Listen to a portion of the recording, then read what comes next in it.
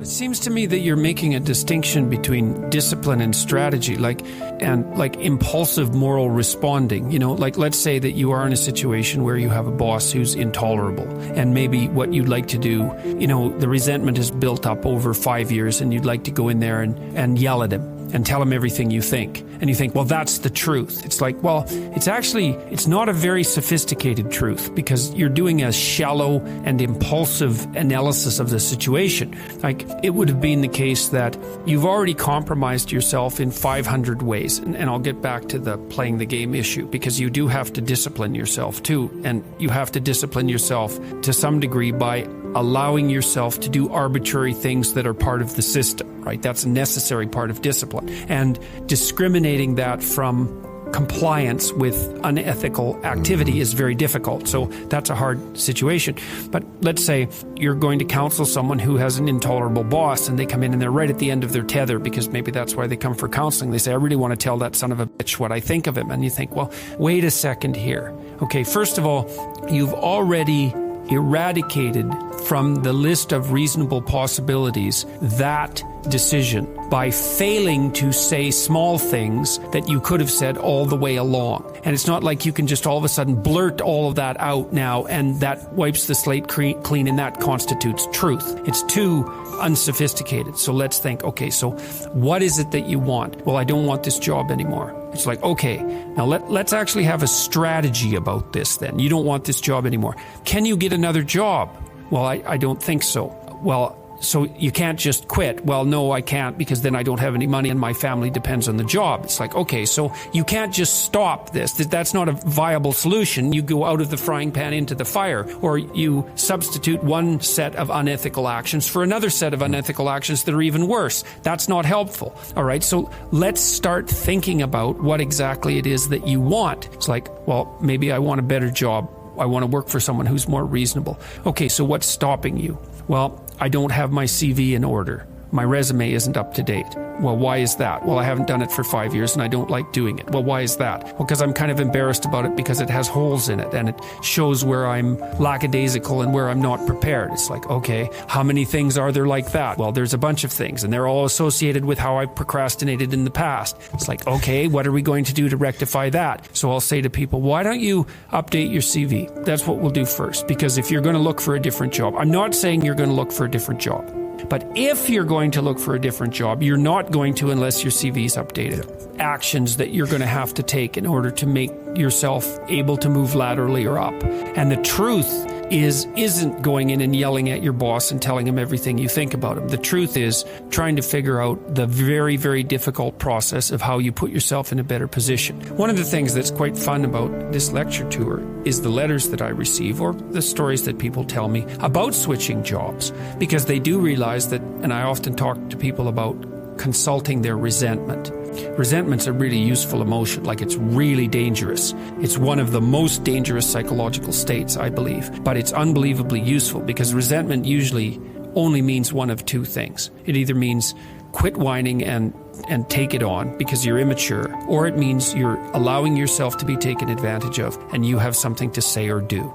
And so you want to sort out the first part and find out if you're just being immature, and you can think that through and you can talk to people. But if it's the second, it's like, no, you've compromised yourself in a variety of ways and you have to figure out how to get out of that. And if you're resentful, that's evidence that you have in fact done that. Okay, so now the issue would be, well, how can you set your life up so that you can be without that resentment? And so that's when you start to develop a strategy for, there's actually an adventure in this too. I mean, I've had a number of clients who have been in jobs that they didn't like at all. And, they were tyrannized by someone, for example, and they were also working below their hypothetical level. And we'd put together a plan. It's like, okay, you're going to make 3 times as much money in 5 years.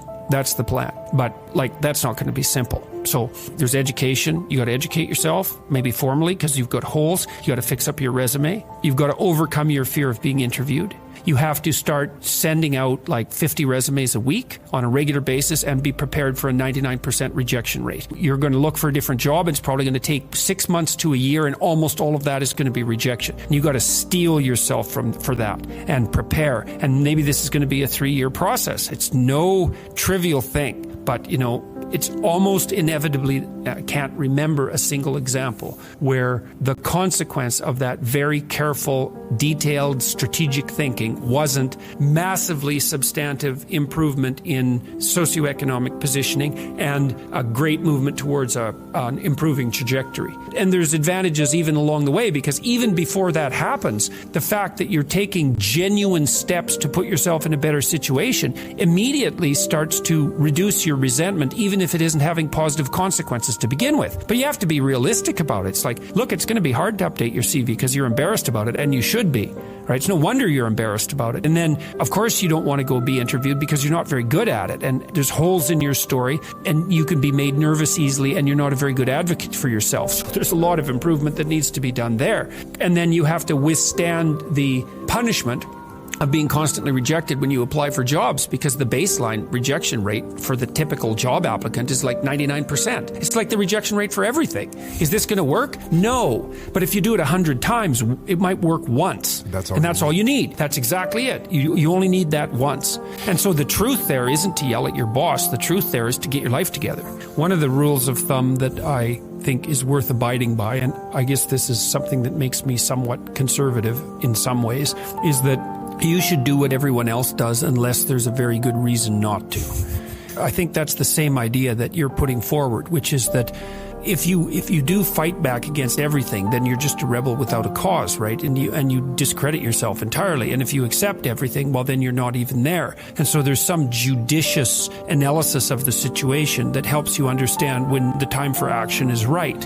And most of the time, what you're doing in life is you're doing what other people do, and that's going along with the game. That's part of being socialized, but there's going to be times when the right thing to do is to break a rule and to do it very carefully. And so there's a scene, I think this is a New Testament scene, but it might be in some of the apocryphal writings. I don't remember. So Christ is walking down the road on the Sabbath, and there's a ditch by the road, and it's very hot. And in the ditch, there's a hole, and in the hole, there's a sheep.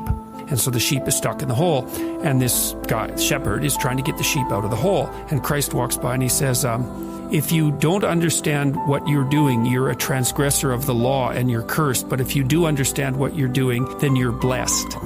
So it's a perfect example of that. Okay, now here's your situation. You're a shepherd and you're supposed to be taking care of that sheep, right? But it's the Sabbath day, so you're not supposed to be working. Now, if you have decided, you've thought this through, you think it's the Sabbath day, this is something that everybody needs because everybody needs to take a rest, and this is a rule I shouldn't break because everybody needs to take a rest or things degenerate. And I understand that, and I have a lot of respect for it, but I think that in this situation it's still morally appropriate for me to break that rule in this slight way and get this poor sheep out of this hole. Well, Christ's judgment was, well, then you're exactly on the right track. But if you're doing it carelessly and stupidly, you're breaking that rule. You're a transgressor of the law and you're cursed. And I think that's exactly at the essence of what you're describing. It's like you play by the rules, but then there's a meta rule, which is now and then you break the rules. And you do that very, very carefully, because when you break the rules, you're breaking the rules. And the rules are what keep peace. They're what keep peace and order. And so you break them only in the service of a higher peace and order. Well, the sorts of stories that are influencing even the things that you're writing, like in the Harry Potter series, for example, Harry's friends and compatriots are quite disciplined, Hermione in particular, because she's an absolute master of her craft, but they still break rules when it's necessary, only when it's necessary. And that's what makes them more than the people who are just breaking rules all the time, the villains, so to speak, and also makes them more than the people that are just being good by being conformist. So you need that touch of rebelliousness, but it's got to be a flavoring and not the whole diet.